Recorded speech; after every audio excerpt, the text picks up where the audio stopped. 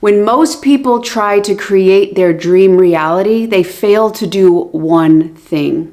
And in this video, I'm going to share with you what that one thing is, but I'm also going to show you how you can avoid making this mistake. I'm going to be giving you an unusual example, something I've actually never done in a video before, to help you better understand and capture this concept so that you can take it from this video and apply it to your life now and start creating the changes that you want, as well as the ones that I know that you deserve. The foundation of this video is to understand that you don't get in life what you're consciously wanting and desiring, but you get in life who you are being. And when you understand what that really means, that is when you can take the energy that you've been applying, especially if you keep repeating old patterns or you try really, really hard and you put out a lot of energy and you see no change in your outside world. Applying what you learn in this video is going to help you to shift that state of being at the level that is really necessary. And when you do, you'll start experiencing those changes in your outside world. I've never tried anything like this in a video, and I thought, let's get a little bit weird. So the whole premise of this is to understand the Dr. Joe Dispenza quote, "You can't create a new personal reality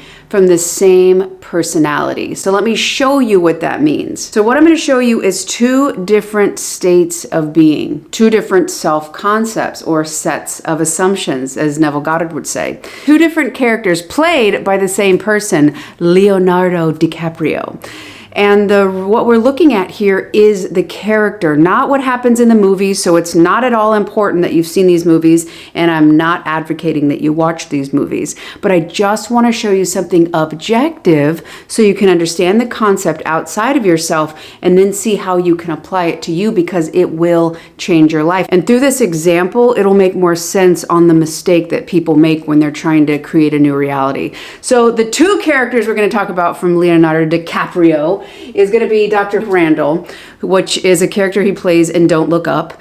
And then the other one is going to be Frank from the movie Catch Me If You Can. So again, less about the movie, more about the character. The character Dr. Randall, this state of being, he's very timid. He's quite shy. He has a lot of self-doubt and insecurities, and he's really, really passive. And throughout the whole movie, he's like trying to tell the world that a huge meteor is coming down, and no one's listening to him. No one pays attention to him. No one takes him serious. Now, compare that to Frank in the movie Catch Me If You Can. He's very bold.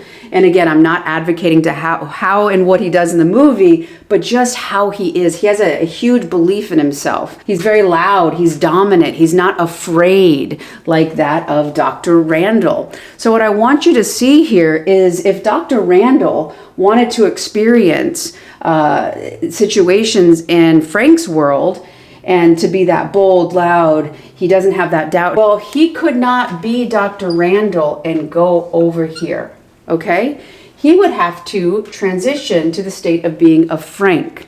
So this goes off the quote of Dr. Joe Dispenza, "You cannot create a new personal reality from the same personality." Dr. Randall is a personality, how you think, how you act, and how you feel. He's going to have to change these ways of being before he can experience the outside world that Frank experiences. But if Dr. Randall stays Dr. Randall and thinks of Frank, stays in the beliefs that make him timid, stays in the thoughts of being shy and all those old experiences that cause him to still have self-doubt, attaching to the past, and thinks of Frank, well, he's still in the same state of being. So because he's in that same personality, realize personality, how you think, how you act, and how you feel, still energetically sending out this signature, he cannot be in this other world. He cannot create an entire new reality. So if Leonardo wanted to experience Frank rather than Dr. Randall, he has to leave Dr. Randall and embody the energy of Frank. Thoughts, beliefs, feelings, and ultimately actions. That is what is going to create that new personal reality. So let's look at this a little bit different way. Say a situation happened where somebody was ignoring you, okay? Well, in that situation, what you got to look at is the meaning and the response. If the meaning is, I'm not good enough, no one ever listens, what I have to say isn't important, are you being Frank? Or are you being Dr. Randall? You're being Dr. Randall. So the mistake that will keep you blocked from creating that new reality that you deserve is staying in your same personality, the same thoughts, feelings, and actions that are attached to your past. If you continue to do this, your past will be your future. The only way that you can create something different than you're experiencing something right now is to let go of the idea you hold of yourself. Let go of this attachment to the past. Who somebody else thought you should be, who they expected you to be, or who they told you should be. And start connecting to the ideal self, which is connected to your future, being defined by your future self now by letting go. Starting to look at your current life situations. What thoughts would you need to have? What feelings would you have? What actions would you take? Not staying here and thinking of that, but literally letting go of this by re-reasoning on the past, by ABC, being aware of what feelings come up, what interpretations, what meanings of why whatever is happening in your life. If somebody doesn't want to date you, if they're continually emotionally unavailable, do you interpret it through no one's ever there for you? You never get what you want? Because that's you staying over here, hoping for these outcomes. Inside being this way, hoping one day you go into your life and everything looks different, but not making the internal shift to change your thoughts, feelings, and actions in the world now. That's the only way that creating this new personality, and people sometimes are like, oh my God, I love I couldn't do that. I don't want to change my personality. A lot, if you really are honest with yourself, yes, you have some core elements that are uniquely you to your soul, and there are some things and ways you learn to be in order to get your needs met based on the past. For me, I was a people pleaser for a lot of my life. Now I'm learning how to be in myself and how to ask what's good for me, how to say yes to me and sometimes no to other people. But putting my experience as important and not hoping other people accept me so then I'll be okay. So I changed my state of being. Now my circumstances outside of my life look a lot different. My personality changed. I let go of the idea that I was just the nice person. I had to be so good because I thought if I wasn't, something bad would happen. So when I got clear on why I was being that way, it allowed me space to come move over here. And this feels so much better. It feels so much more authentic.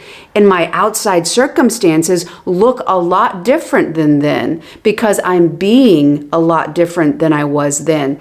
That person I needed to be to get to here. So there's no disrespect, there's no shame, there's no put down to this. And only way that my outside world started to change is when I allowed myself to really look at myself honestly and start to let go of who I had been so that I could step into who I can be.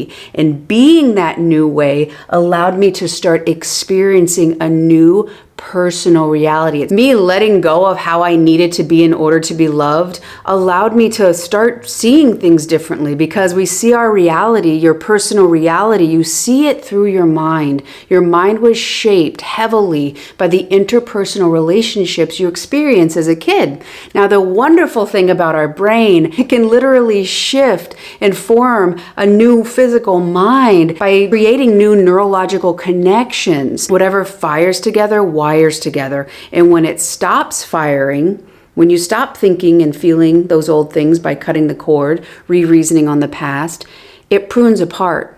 That dies off and the new you is formed. It's not inauthentic. It's not faking it. It's literally your truest expression and allowing yourself permission to be this, not waiting for approval, validation, or permission, but taking your authority back, again, by re-reasoning on whatever happened, whatever events, and the meaning you gave it when you were a kid. You didn't deserve that. It wasn't your fault, and it certainly was not your responsibility.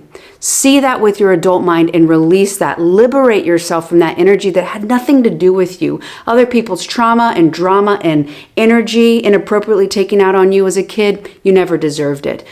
Understanding that and starting to see your truest self and your truest worth can allow you to get and step into that new personality, which will then start giving you the ability to create your new personal reality. It's not a myth. It's not some woo-woo. It's not some magical thing. You literally have the power to do this. The more you understand how, the more you can apply the energy that you have in the most effective way possible, because you deserve that new reality that you really want. Now, if you want a little bit more breakdown on how you can create that new personal reality, this video right here is going to break it all down for you. Thank you so much for watching. I love y'all. If you like the video, click like. If you haven't done so, join the community, and I will see you on the next one.